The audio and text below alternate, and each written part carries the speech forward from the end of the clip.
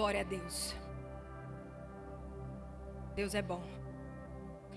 Cada mudança de estação exige a presença de um altar. Muita gente aí diz, quando muda a estação, muda o seu posicionamento. Na minha vida eu aprendi que cada mudança de estação exige um novo altar ao Senhor. E é sobre isso que nós vamos falar nessa noite. Josué capítulo 4, versos 8 e 9. Aleluia. Você está feliz? Então dê um glória a Deus, irmão. Ô irmão, olha. Eu tô aqui com febre, irmão. Tu não vai perder de mim não, vai? Eu tô com febre. Tô com febre, mas tô aqui. Pregando. Em nome de Jesus. Vamos dar glória a Deus. Josué 4, ela encontrou? Aleluia. Diz assim a partir do verso 8. Assim os israelitas fizeram como Josué havia ordenado. Pegaram 12 pedras, diga assim, 12 pedras. Do meio do Jordão, um para cada tribo. Exatamente como o Senhor tinha dito a Josué. Levaram as pedras ao lugar onde acamparam aquela noite e deixaram ali. Josué também, diga assim, Josué também. Ergueu um monumento, um altar com 12 pedras no meio do Jordão, diga assim, no meio do Jordão. No lugar onde havia parado os sacerdotes que levavam a arca da aliança. E essas pedras estão lá até, aleluia. A última vez que eu preguei aqui, eu falei sobre essa passagem, mas agora tem algo totalmente diferente. Nós estamos aqui nesse momento importante da travessia do Jordão, onde o povo está saindo do deserto. O povo tem que atravessar o Jordão para entrar na terra prometida. E eu na última pregação aqui, eu falei sobre esse altar de 12 pedras que Deus ordenou para que cada líder das tribos de Israel, cada um pegasse uma pedra e levantasse um altar do outro lado do Jordão, do outro lado onde eles iam acampar. Mas agora, a Bíblia fala também que não só tinha esse altar de 12 pedras que foi levantado fora do Jordão. Também teve um altar que foi levantado dentro do Jordão. O verso 8 que nós lemos fala sobre esse altar, onde os líderes do povo, enquanto passavam pelo Jordão, cada um pegou uma pedra e do outro lado eles levantaram um altar para Deus. Mas também tem um momento onde Deus diz, agora é tu, Josué, agora é o teu altar. Você volta para dentro do Jordão, pega 12 pedras e levanta um altar dentro do Jordão. Josué era um improvável. Deixa eu colocar você dentro do contexto. As pessoas estavam aqui atravessando o Jordão, mas elas estavam lamentando, elas estavam em luto. Porque o líder delas até então, Moisés, havia morrido. Aquele que havia tirado o povo da escravidão, aquele grande líder que começou o ministério com 80 anos, quando viu a sarça ardendo, aquele que teve experiência com fogo, com a presença de Deus, aquele que viu milagres, sinais, maravilhas, avivamento, aquele homem que subiu a montanha e desceu com o rosto brilhando, ele agora estava morto. E agora Deus, aquele povo que viu Deus levantar Moisés, na pior crise que eles estavam vivendo, que era a escravidão, agora esse povo está vivendo uma nova crise. Mas deixa eu te dizer uma coisa, igreja, a crise não é nosso inimigo. A crise não é o teu inimigo. A crise não é inimigo da igreja. A crise não é inimigo, porque crise é oportunidade. Como assim, Ariana? A crise é o momento onde Deus levanta os improváveis. É na crise que Deus levanta os profetas. É na crise que Deus levanta homens e mulheres de Deus. A crise não é problema, a crise é oportunidade. E eu vou explicar por quê. Porque quando teve corrupção na terra, Deus levantou Noé. Quando os filisteus se levantaram, fechando os poços, Deus levanta Isaac para desentulhar os poços. Quando havia fome na terra, Deus levanta José para alimentar a nação. Quando havia silêncio espiritual por 400 anos, Deus levanta João Batista no deserto. Quando os romanos se levantam, Deus levanta Paulo, Silas, Barnabé. Ei, não importa a crise, ela é oportunidade para Deus levantar o improvável. É a crise, é o momento de Deus levantar um improvável. A crise é a oportunidade. Diga assim: a crise é a oportunidade. O povo está vivendo uma crise. Moisés morreu e agora o povo está chorando há 30 dias. A história é grande, depois você pode ler o livro de Josué. O povo está chorando há 30 dias. Deixa eu dizer uma coisa, irmãos. Existe algumas coisas que nós vamos precisar passar quando a estação da nossa vida está mudando. O povo estava vivendo uma mudança de estação. O povo estava saindo do deserto, estava entrando na terra prometida. Estava passando pelo Jordão para entrar na terra que mana leite e mel, a terra que Deus tinha falado. Mas nós precisamos aprender uma coisa, que toda vez que Deus vai nos mudar de estação, vai nos transicionar de estação, nós vamos ter que lidar com algumas coisas. A primeira é a espera. E como é difícil esperar. Tem alguém aqui que espera tranquilo? E principalmente nesse tempo, onde tudo é muito rápido, onde tudo é muito instantâneo. Mas para conquistar é preciso esperar. A espera, ela diferencia quem é emocionado de quem é convicto. A espera é necessária, porque o empolgado, ele não espera. Mas o convicto, independente do que esteja vivendo, ele permanece. Ele escolhe permanecer, porque ele sabe que Deus vai fazer. O empolgado, ele começa bem em janeiro. Em fevereiro ele desanima.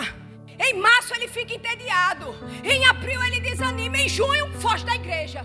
Mas quem é convicto está aqui em janeiro, fevereiro, março, abril, maio, junho, julho. A espera, ela é uma peneira para separar quem é emocionado de quem é convicto daquilo que Deus falou. Diga assim: a espera é um filtro. Diga para quem está do seu lado, diga: a espera é um filtro. Temos que esperar. Tem outra coisa que nós vamos precisar viver quando Deus está nos transicionando de estação: o silêncio. Deus já ficou em silêncio com você? Quando Deus quer te levar a um novo nível, Ele sempre vai ficar em silêncio. Aí tem gente que fica em crise: Deus não fala comigo, Deus não fala comigo. Mas se Deus está em silêncio, isso é sinal de que Ele está mudando você de estação. E por que, Ariana, Deus fica em silêncio? Porque a terra que você vai conquistar exige fidelidade. E Deus fica em silêncio para provar seu coração se você é capaz de confiar naquilo que Ele disse. O silêncio de Deus é um teste para saber se você confia naquilo que Ele liberou para você. Porque quem é convicto do que Deus falou não precisa correr atrás do profeta para ouvir a revelação. Quem é convicto do que Deus falou não precisa ir atrás de terceiros. Quem é convicto da promessa que recebeu, espera ela acontecer. A terra que você vai conquistar exige fidelidade. E Deus promove essa fidelidade no silêncio na tua vida. É no silêncio que Ele diz assim: eu quero ver o quanto ele ou ela é fiel àquilo que eu disse. A Bíblia fala que um dia Jesus está indo em direção ao Gadareno junto com os seus discípulos. E Ele diz assim: ei, vamos passar para o outro lado. Os discípulos entram no barco e no meio do caminho eles vivem uma grande tempestade. Na hora que vem a tempestade, todo mundo fica maluco. O vento levantou, a crise chegou, está chovendo, o barco está batendo para lá e para cá e eles esquecem. Ei, a promessa de Jesus não foi morrer no meio do mar. A promessa de Jesus disse: vamos chegar do outro lado. Ei, deixa eu dizer uma coisa para você. Quando você estiver no meio do seu barco, no meio da tempestade, não esqueça o que Deus disse na costa. A promessa foi: vamos chegar do outro lado. Muitas vezes Deus nos oferta o seu silêncio para saber se nós somos fiéis em acreditar aquilo que Ele liberou para a nossa vida. Aí eu preciso ouvir uma confirmação, eu preciso que o anjo desça, eu preciso ouvir meu nome, eu preciso ouvir: ei, você é incrédulo. Porque Deus sabe onde te encontrar. Precisa correr não, Deus sabe onde é a tua casa. Ele sabia onde Maria estava, Ele chegou lá: Maria, tenho boas novas. Porque Deus sabe onde me encontrar e te encontrar. O silêncio de Deus prova a tua fidelidade e é sinal de um novo tempo. Deixa eu dizer uma coisa: para de crise quando Deus ficar em silêncio. Tem muitas vezes que, muitas pessoas, quando Deus entra em silêncio, a pessoa começa em crise. Ai, Deus não me ama, Deus, eu vou sair da igreja. Deus está dizendo, ei, o meu silêncio é para provar se você confia naquilo que eu te disse. Porque Deus não precisa repetir. Se Ele fala uma vez, Ele falou. Porque a Bíblia diz que Ele não é homem para mentir, nem filho do homem para se esquecer. Aleluia. Quem está entendendo o que Deus está falando aqui nessa noite? Outra coisa que nós vamos precisar viver. Uma situação difícil. Tem alguém aqui que já viveu alguma situação difícil? Ô meu filho, se você vive, espera, silêncio e situação difícil, é porque Deus está olhando para você para promover você. Não sai daqui mais em crise. Toda vez que Deus vai mudar a gente de estação, nós vamos viver uma situação difícil. Aquele povo estava parado há 30 dias. Lamentando a morte de Moisés. Ai, Ariana, mas o que é 30 dias? Irmãos, eram mais de 2 milhões de pessoas para atravessar o Jordão. O povo parado, sem progredir, sem avançar. Já tinha uma palavra de Deus, mas aquele povo estava parado. Toda vez que Deus vai nos mudar de lugar, nós vamos ter que enfrentar uma situação desconfortável. Diga assim, por que, Ariana? Ah, não, vocês nem tomaram café. Diz assim, por que, Ariana? Porque o conforto faz você dormir. Agora o que é desconfortável te mantém acordado. Está na hora de ficar acordado. Esse não é tempo de dormir. Esse não é tempo de cochilar. Não é tempo de parar para do Senhor, porque é para Ele essas palmas. Não é tempo de dormir, igreja. É tempo de estar bem desperto.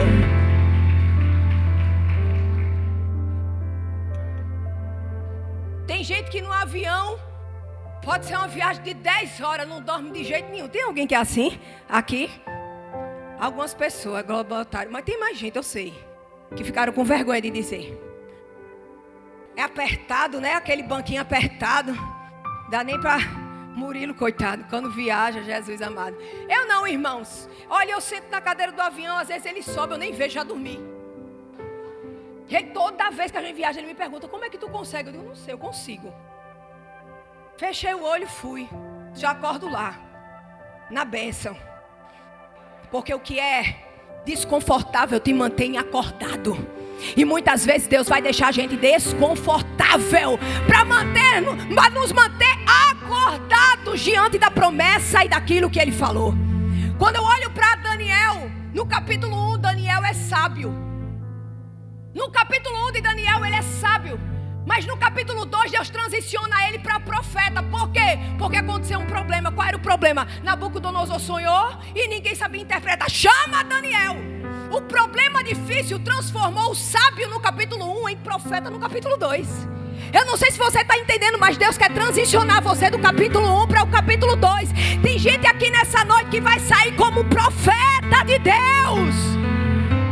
Porque o problema te leva além. O problema te coloca dentro daquilo que Deus te chamou. O problema jogou Daniel para dentro do chamado dele. Ah, Daniel, você até começa como sábio, como conselheiro desse reinado aqui. Mas no capítulo 2 eu vou te dar um problema para te transformar em profeta. Meu Deus. É o problema que ativa o que você tem dentro. É o problema que ativa o dom que Deus colocou dentro de você. Deixa eu dizer uma coisa, irmão. Você não sabe que tem o dom de curar até precisar orar por alguém que está doente. Você não sabe que tem o dom de curar até ver um filho doente que você não tem dinheiro para comprar um remédio e você botar a mão e dizer, Jesus, faz essa obra. É o problema que ativa o dom que Deus colocou dentro de você. Capítulo 1. Daniel é sábio. No capítulo 2 ele é profeta. E a Bíblia fala que Israel agora está sem líder. Moisés morreu, diga assim, Moisés morreu. Mas o propósito de Deus não morreu. O povo está sem líder. Satanás pensou que mataria o povo. Mas o que Satanás não sabia é que a crise estava favorecendo o povo. Tem gente que acha que prejudicou você, mas não sabia que estava favorecendo você. Tem gente que armou cilada, fez grupinho no WhatsApp, difamou você, mas não sabia que depois disso tudo você ia se levantar mais forte. Teve gente que disse assim, depois dessa crise, ele não levanta, ela não levanta. Não sabia ele que depois do que aconteceu, você ia se levantar mais cheio de graça, mais cheio de unção, mais cheio de poder, mais cheio de autoridade. Porque o problema te leva além. O problema ativa aquilo que Deus colocou em você. É o problema que ativa aquilo que Deus colocou em você. As pessoas precisavam de um líder. O povo precisava de um líder, mas não tinha ninguém como Moisés. Moisés era estudado, Moisés era eloquente, Moisés era inteligente, Moisés estudou nas melhores universidades da época. Mas agora tem Josué. Josué não tem a vara de Moisés. Josué não tem um conhecimento de Moisés. Josué não estudou em nenhuma universidade. Josué não falava vários idiomas. Josué fazia o que, Ariana? Fabricava tijolo. Não é a melhor pessoa para ser um líder, mas Deus é desse jeito. Ele usa fabricante de tijolo como líder. Ele usa fabricante de tijolo como conquistador. Ele levanta pescador como apóstolo. Ele levanta órfão como rainha. Esse é o nosso Deus. Essa é a lógica do nosso Deus. Não importa o que você tenha. Talvez você olhe para você e diz assim, o que eu tenho é muito pouco. Não importa. Deus levantou um fabricante de tijolo para ser o líder da nação. Josué não tinha alto padrão, Josué não tinha eloquência, mas ele tinha o que um líder precisa. O que é? Espírito Santo. Ele não tinha estudo, mas tinha o Espírito Santo. Ele não tinha posição, mas ele tinha o Espírito Santo. Ele não tinha influência, mas ele tinha o Espírito Santo. Ele não foi para os melhores lugares, mas ele tinha o Espírito Santo. Ele não era viajado, mas ele tinha o Espírito Santo. E o Espírito Santo é tudo que um líder precisa. É tudo o que um líder precisa. Irmãos, essa é a estação dos improváveis. Essa é a estação dos improváveis. Essa é a estação que Deus vai levantar aqueles que ninguém confiou, aqueles que ninguém disse que era, aquele que não faz, não pode, não é, não sabe. Mas essa estação dos improváveis. Aleluia. Olhe para quem está do seu lado e diga assim, essa é a estação do improvável. Olhe para quem está do outro lado para não ficar com ciúme. Diga assim, essa é a estação dos improváveis.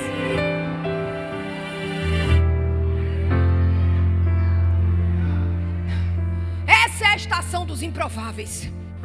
Tem improvável aqui? Quando eu olho para o meu marido, ele é um improvável.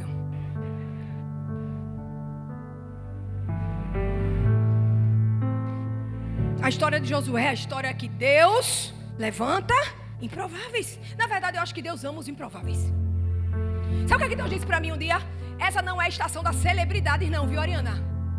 Essa não é a estação dos melhores pastores, pregadores. Essa não é a estação do que tem maiores likes na rede social. Essa estação não é das celebridades. Essa é a estação do povo comum, que eu vou pegar no secreto, que me ama, para trazer avivamento para a igreja.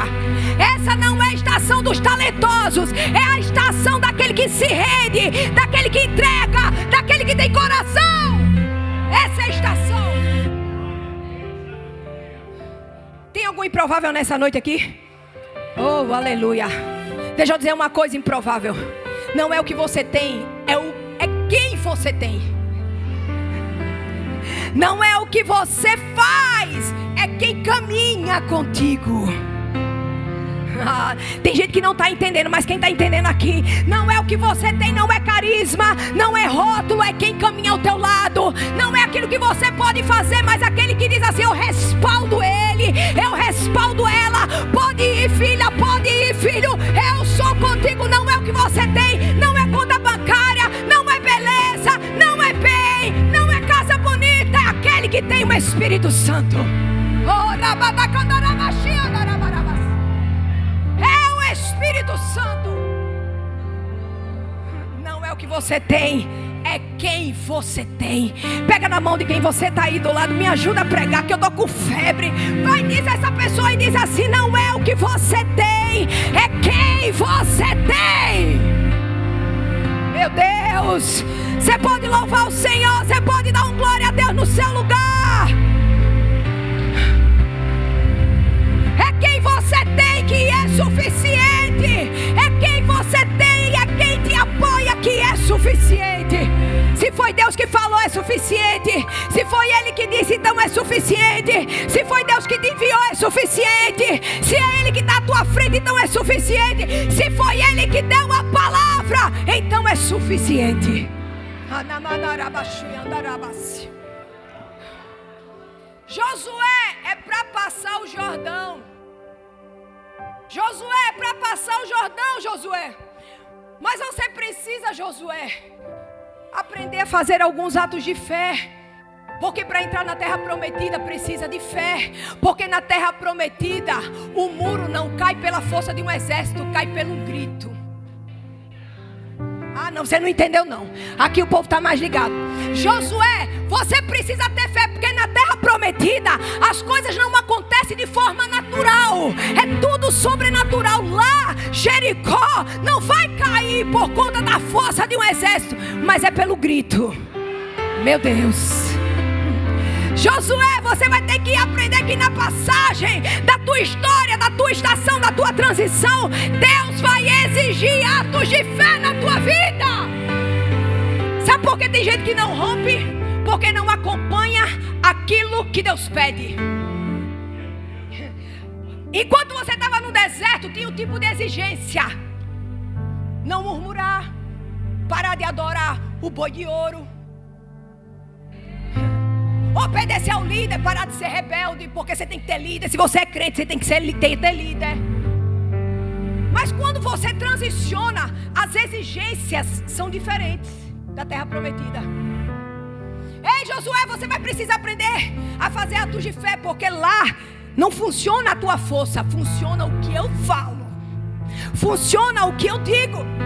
Ei, irmão, tem que parar de murmurar. Murmurar é mentalidade de deserto. Deus está dizendo assim: ei, muda a mentalidade para a mentalidade de conquista.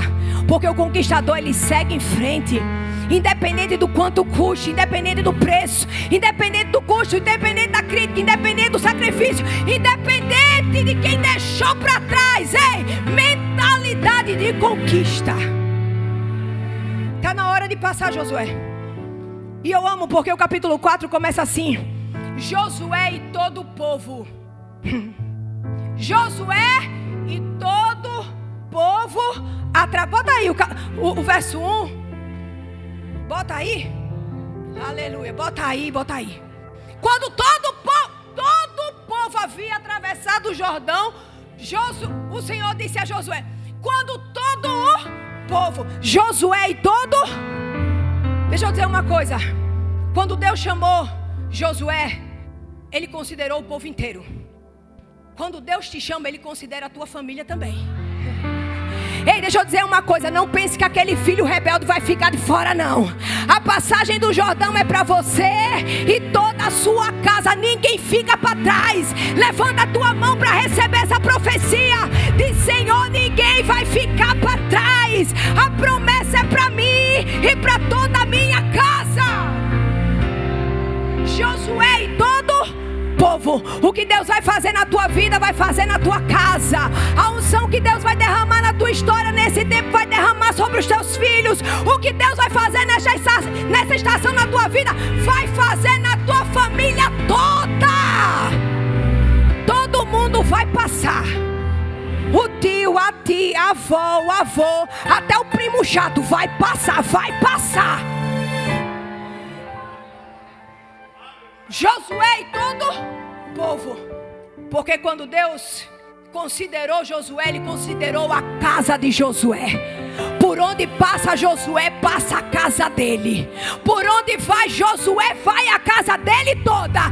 Ei, levanta a tua mão que eu vou profetizar. Tua casa não vai ser conhecida como casa de crise, casa de problema, casa de morte. A tua casa vai ser conhecida como casa de abundância, casa de avivamento, casa de paz, casa de milagre.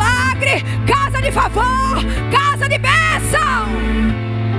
Oh, você pode aplaudir o nome do Senhor.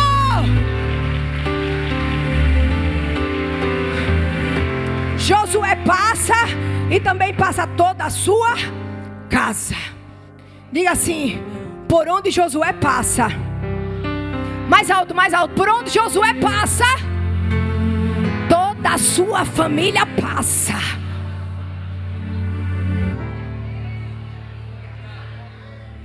Por onde Josué passa, toda a sua família passa.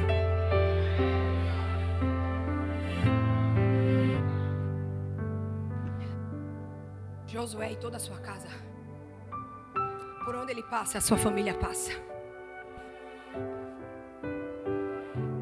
Deixa eu botar aqui só um parênteses. Uma coisa assim. Murilo foi chamado para o ministério. Eu não queria não, um marido pastor. Eu ia dizer um pastor marido. Não, eu quero. Um marido pastor. Nunca sonhei com isso. Nossos planos era outro. Aí quando o Murilo foi chamado para o ministério, eu disse: Jesus, trabalha no meu coração. Porque o Senhor sabe que eu não queria isso não. Agora se o Senhor está chamando ele, eu não vou ser pedra de tropeço. Senhor, põe o que você colocou no coração dele, põe em mim.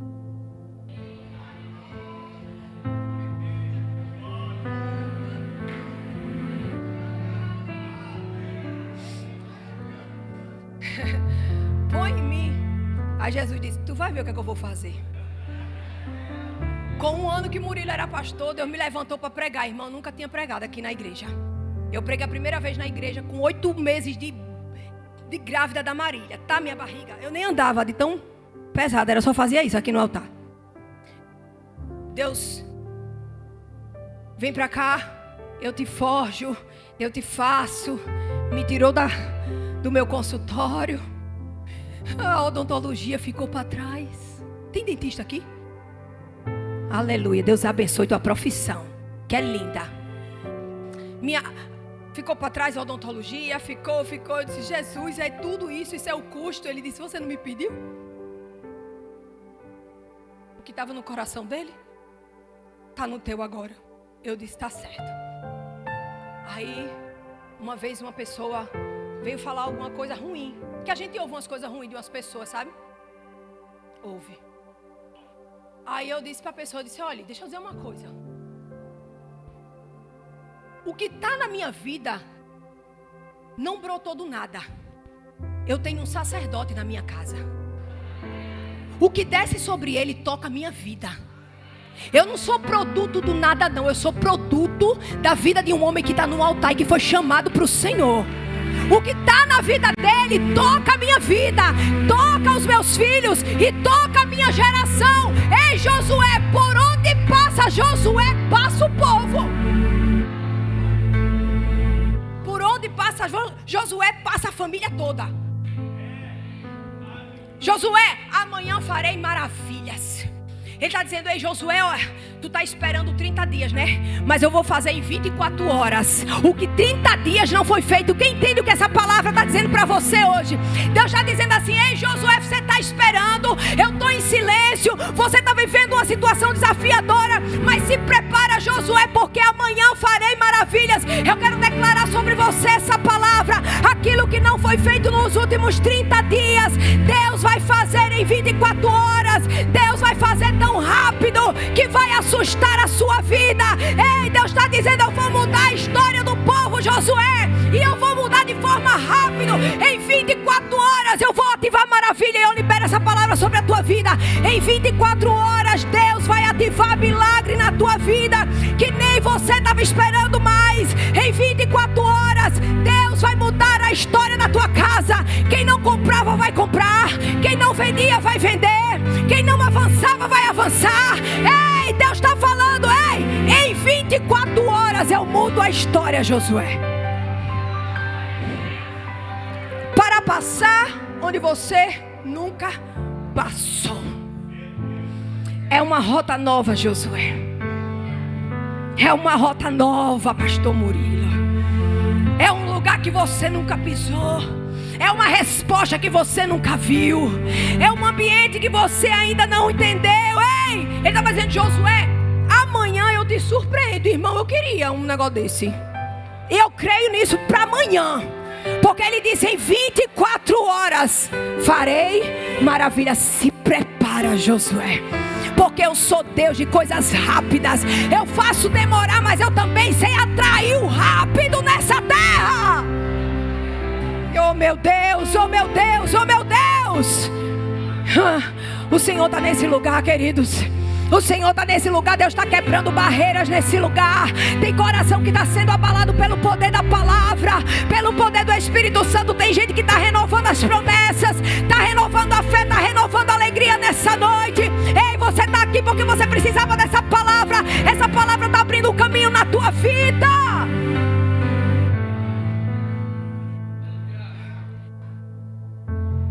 Josué, amanhã eu te surpreendo. Já vou ficar pronto em casa. É hoje, Jesus, estou aqui, pronta. Aí é esse momento que ele dá a ordem. Eles estão passando o Jordão. Diga assim: eles estão passando o Jordão. Preciso de água.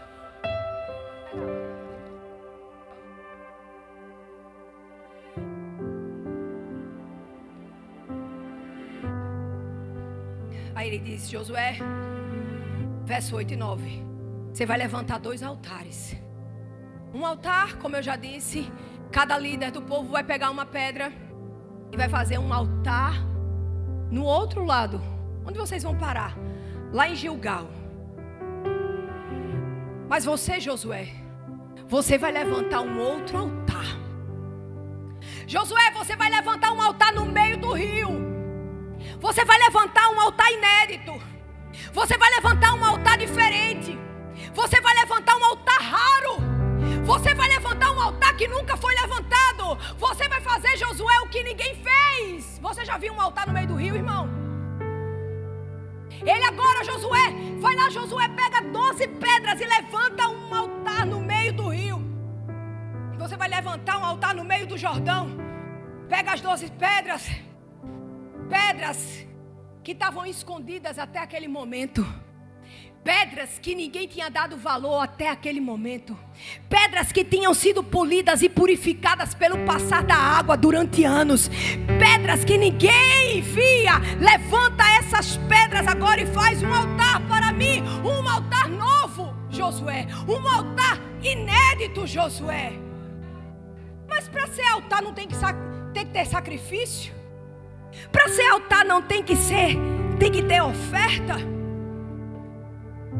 Para ser altar não tem que ter sacrifício, oferta, fumaça. Mas seja comigo, na hora que o Rio Jordão voltasse ao normal, aquele altar seria escondido, ninguém mais veria. Não ia ter oferta, nem sacrifício, nem fumaça, não ia ter nada. É diferente ou não é? Irmãos, é diferente ou não é? É estranho ou não é? Porque Deus escolhe pessoas improváveis para levantar altares improváveis. Essa é a estação, querido, que Deus vai pedir de você, não um padrão. Deus vai pedir de você algo que é a mais, algo que vai fazer você duvidar que é Ele que está falando. Meu Deus, o Senhor está falando aqui nesse lugar.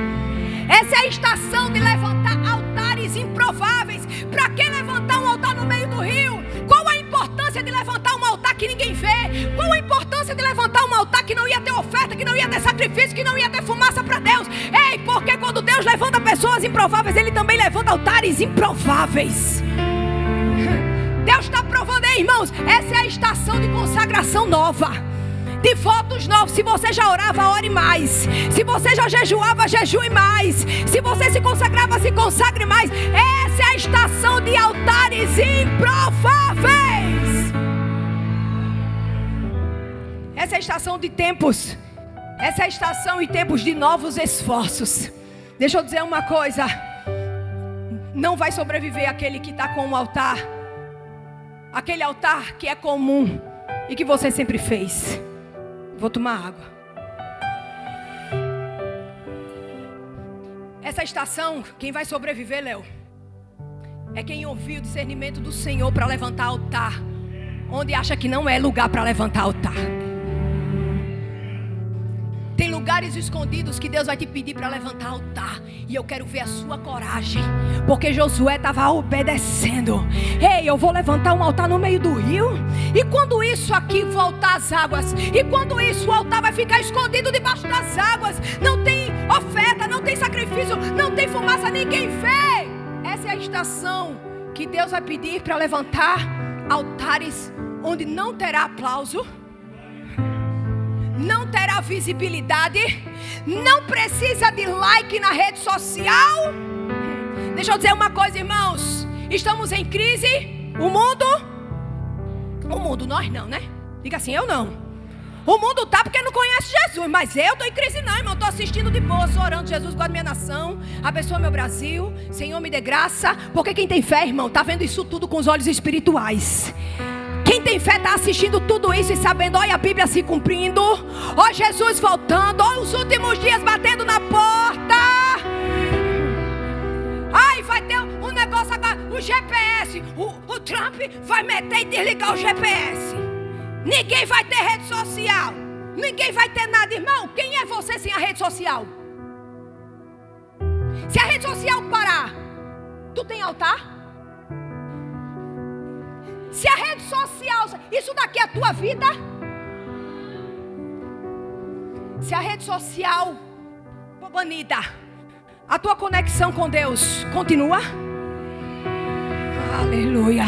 Essa é a estação de levantar altares onde ninguém precisa ver, querido. Essa é a estação de levantar altares improváveis. Vejo gente matando e morrendo por seguidor na rede social. Ai, eu preciso fazer, todo dia eu preciso postar, porque o povo... Irmão, todo dia eu preciso postar o meu testemunho dentro da minha casa. E cuidar dos meus filhos, cuidar do meu marido, e cuidar das coisas que eu tenho que fazer. E eu vejo aí um monte de pregador louco, toda hora. Todo dia, 2, 3 postagens. O povo ora. O povo que tu segue no Instagram, que é crente, que posta toda hora, ora. Só foi um parêntese. Deus escolhe pessoas improváveis para levantar altares improváveis. Esse é tempo, olha para quem está do teu lado e diz assim, esse é tempo de novos esforços. Ah não, você está cheio de fé, diz assim, esse é tempo de novos esforços. Esse é tempo de uma nova consagração. Esse é o tempo de um novo voto. É tempo de levantar um altar improvável. É tempo de dar ainda mais para Deus. O teu coração, a tua oração, o teu tempo, a tua vida. Está na hora de levantar altares improváveis. Agora pergunte para mim, para quê? Diga assim, para quê, Ariana? Para que, minha gente, levantar um altar debaixo do rio, amor? Para que levantar um altar debaixo de um rio? Porque certo dia um homem chamado Elias ia tocar nas águas do Jordão. E elas iam se abrir. Porque onde existe altar, existe ruptura. Onde existe altar, existe abertura. Onde existe altar, existe passagem. Hoje eu estou pregando para alguém aqui que ama o altar, que sabe o poder do altar, que deixa a vergonha no banco e vem para o altar e se lança diante do Senhor, porque sabe que onde tem altar tem passagem. O que não acontecia quando tem altar, acontece. Por que levantar um altar no meio do rio? Diga assim, para que levantar um altar no meio do rio? Olhe para quem está do seu lado, diga assim, para que levantar um altar no meio do rio? Porque um dia um homem chamado Eliseu ia receber um manto do seu líder, ia tocar nas águas, elas iam se abrir, o seu ministério ia começar. Porque onde tem altar tem ativação de algo novo. Ei, o que ativa o teu chamado não é o pregador do YouTube. O que ativa o teu chamado não é tipo de curso que você faz. O que ativa o teu chamado é o altar. Se você tem altar, então tem algo novo. Se tem altar, tem ativação de algo novo. Ei, querido, eu estou pregando para uma igreja que ama e sabe o poder do altar.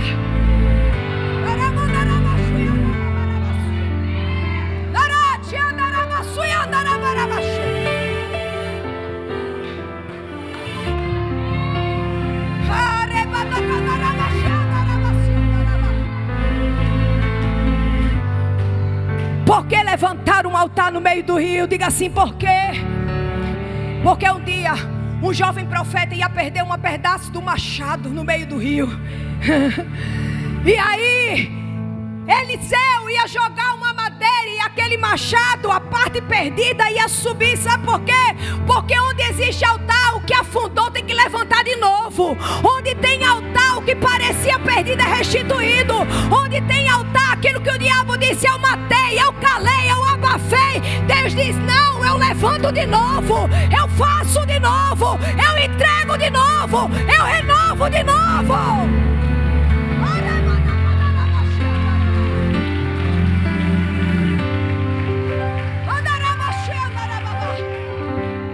Por que levantar um altar debaixo do rio? Diga assim, pra que, Ariana? Ah não, tá fraco. Diga assim, pra que, Ariana? Porque um dia um general chamado Naamã ia ser acometido por uma doença. E ele ia chegar diante do profeta, e o profeta ia dizer: vai lá e dá 7 mergulhos no Jordão. Na hora que Naamã mergulha 7 vezes, ele sai curado. Porque onde existe altar, existe cura. Onde existe altar, existe restauração. Eu quero declarar em nome de Jesus para você que entrou aqui com alguma enfermidade física, emocional ou espiritual: hoje é dia de correr para o altar. Porque onde tem altar, tem cura. Onde altar tem cura. Onde tem altar tem cura. Por que levantar um altar dentro do rio? Diga assim, pra quê?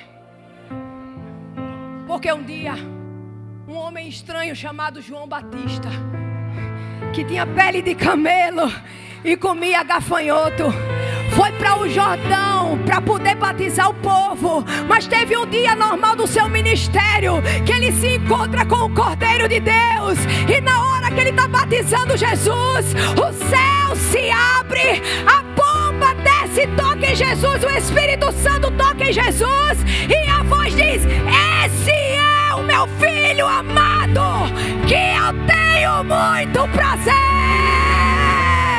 Aleluia!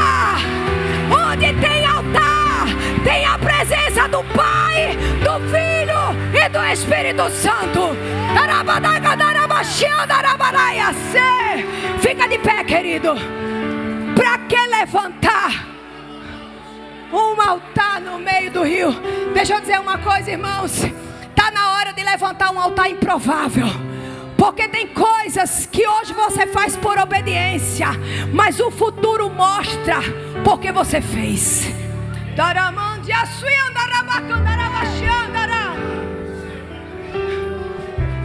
Onde tem altar, tem a presença do Pai, do Filho e do Espírito Santo. Eu quero desafiar você nessa noite a dizer: Deus, eu já levantei muitos altares para Ti, mas nessa noite eu fui desafiada a ir além. Eu quero levantar um altar que eu nunca levantei. Eu quero levantar um altar para o Senhor que eu nunca fiz. Eu quero, Pai, ir para o meio do rio. Eu quero fazer o que o Senhor está dizendo que é para fazer. Eu quero Te obedecer. Porque eu sei, ó Deus, que essa é a estação de um altar diferente, de um esforço diferente, de uma consagração diferente, de uma unção diferente. Ei, o Senhor te trouxe aqui nessa noite para te desafiar e dizer assim: ei, filho, no meu altar eu entrego tudo o que você precisa. Essa é a estação de fazer um altar novo. Quem está comigo para levantar esse altar novo? Então sai do teu lugar e vem para o altar selar essa palavra na tua vida. Oh! Que se abra os céus, o teu reino